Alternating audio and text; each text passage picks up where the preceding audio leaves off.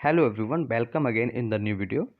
ESR क्या होता है, ईएसआर क्यों बढ़ता है, अगर ईएसआर बढ़ जाता है तो हमारी रिपोर्ट में क्या खराबी है, कैसे पता करें।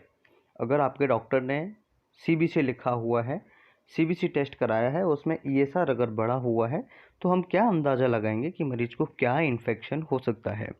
ईएसआर क्या होता है, सबसे पहले ये समझिएगा। ईएसआर का फुल फॉर्म होता है एरिथ्रोसेडिमेंटेशन रेट। एरिथ्रो यानी कि हमारी आरबीसीज, रेड सेल्स से हम एरिथ्रोसाइट कहते हैं। और सेडिमेंटेशन यानी कि नीचे बैठना, रेट यानी दर। तो किस दर से आरबीसीज हमारी नीचे बैठ रही है उसे हम सेडिमेंटेशन रेट कहते हैं, ईएसआर कहते हैं। जैसे हमने एक नली में ब्लड भरा और इस ब्लड में आरबीसीज 1 घंटे के अंदर इतनी नीचे बैठ गई है और प्लाज्मा ऊपर रह गया, इसे हम ईएसआर कहते हैं, राइट। यानी कि erythrocyte sedimentation rate ESR is a type of blood test that measure how quickly erythrocytes red blood cells settle at the bottom of a test tube that contain a blood sample।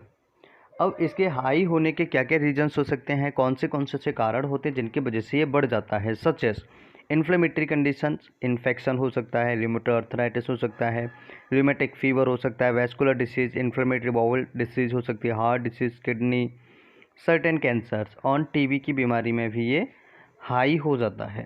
तो इन बीमारियों में ये sedimentation जो rate होता है, ESR जो होता है, ये हाई देखने को मिलता है।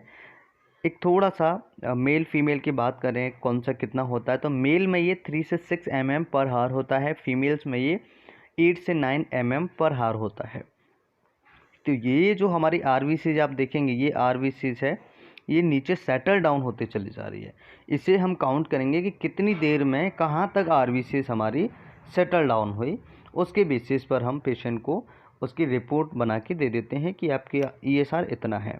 तो ईएसआर का सीधा मतलब यही है कि शरीर में अगर कहीं सूजन होती है, इन्फ्लेमेटरी कंडीशन बता रहे हैं ना, जैसे इन्फ्लेमेटरी कंडीशन सच एच, तो इन्फेक्शन में अगर सूजन हो रही है शरीर में, रूमेटॉइड अर्थराइटिस की वजह से जॉइंट्स में सूजन होती है, रूमेटॉइड फीवर की वजह से भी जॉइंट्स में, हाथ पैरों में सूजन आती है, वैस्कुलर डिसीज़ होती है, इन्फ्लेमेटरी वॉवल डिसीजेस होती हैं, आंतों में सूजन हो जाती है, हार्ट डिसीजेस में बढ़ जाता है, किडनी डिसीजेस होती हैं, किडनी में सूजन आ गई या किडनी में कोई और प्रॉब्लम है, उसकी वजह से भी ईएसआर हमारा बढ़ जाता है।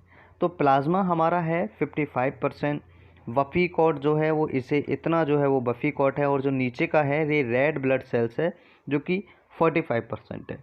तो जब भी हम ब्लड टेस्ट के लिए एक सैंपल लेते हैं, एक ट्यूब लेते हैं, तो उसमें प्लाज्मा अलग हो जाता है, ऊपर रह जाता है। बफीकॉइड जिसमें प्लेटलेट वगैरह होती हैं, वाइट ब्लड सेल्स वगैरह होती हैं, ये सेल्स बीच में रह जाती हैं और नीचे की साइड में आरबीसीज हमारा सेटल डाउन होने लगता है, उसे ही हम ईएसआर कहते हैं।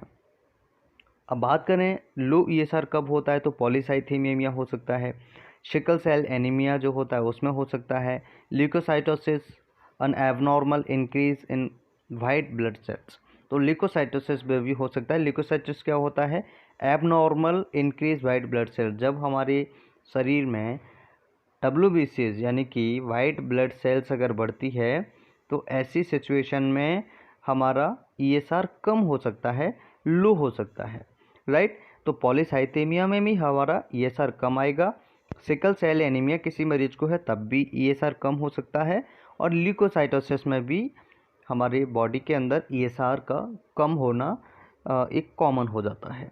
तो इन 3 चीज़ों में बेसिकली शरीर के अंदर ईएसआर कम हो जाता है, लेकिन आपने ज़्यादातर देखा होगा ईएसआर कम, बहुत कम होता है, लेकिन ज़्यादा हाई ईएसआर की रिपोर्ट्स आपने बहुत ज़्यादा देखी होगी।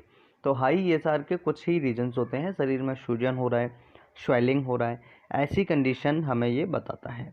कैसे इसे हम कम कर सकते हैं, तो बेसिकली सबसे अच्छा फंडा ये होता है कि जो बीमारी की वजह से ईएसआर बढ़ रहा है उसका इलाज करेंगे तो हमारे शरीर में सूजन, स्वेलिंग कम होगी और ईएसआर कम होता चला जाएगा। उसके अलावा एंटीऑक्सीडेंट कुछ फ्रूट्स होते हैं, उन्हें खाने से भी ईएसआर कम हो जाता है, जैसे बेरीज है, ऑरेंजेस हैं, एवोकेडो है, प्रूरेंस है, रेजिन्स है, ब्लैकबेरीज है, रेसबेरीज है, स्ट्रॉबेरीज है, प्लम्स है, रेड ग्रेप्स है एंड चेरीज है। इनको खाने से ईएसआर का जो लेवल होता है वो धीरे धीरे कम होने लगता है, और सबसे अच्छा ट्रीटमेंट ये होता है, इसके लिए कोई स्पेसिफिक मेडिसिन लेने की ज़रूरत नहीं पड़ती है। शरीर में जिस बीमारी की वजह से शरीर में स्वेलिंग है, सूजन है, उसका इलाज करेंगे तो ये बीमारी ऑटोमेटिकली हमारा ईएसआर जो है धीरे धीरे कम होना स्टार्ट हो जाएगा। आई होप कि वीडियो बहुत ही ज़्यादा हेल्पफुल होगा। इस तरह की और वीडियोस देखने के लिए चैनल को सब्सक्राइब करें और वीडियो को ज़्यादा से ज़्यादा शेयर करें। नमस्कार, thanks for watching, have a nice day.